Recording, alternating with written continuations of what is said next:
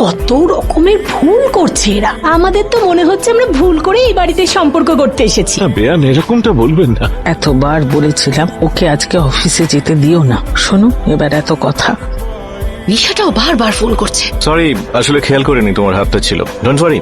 Sir, এই যে print out financial স্টেটমেন্টের, যেটা আগেই বের করা হয়ে গেছিল। তোমরা ডেস্কে ওয়েট করো, আমি স্যারকে বুঝিয়ে দিচ্ছি। Ashok, please calm down. সবসময় তুমি শুধু পরিবার আছে আমার, পরিবার আছে আমার। আমি কি তোমার জন্য ইম্পর্টেন্ট নাকি? বাড়িতে যাও বা না যাও, তোমার বোনের বিয়ে তো 100% হবে। তুমি এখান থেকে চলে যাও না, তাহলে আমার প্রমোশন তো 100% হবে না। তুমি কি সেটাই চাও? আমি এরকমটা কেন চাইবো? please তুমি- যেমন তোমার ওপর গোটা অফিসের দায়িত্ব আছে, তেমন নিশার বিয়ের পুরো দায়িত্বটা কিন্তু আমার ওপর আছে। আরে জানো কি এই ফাইলটা কোথায়? আমি ফাইলটা খুঁজে পাচ্ছি না। এই তো বাবা ফাইল, লাগলো তো হাতের আরে, মধ্যে। কি দরকার Calm ছিল down. এত জোরে মারার, বলো তো? কি করছো নাকি তুমি?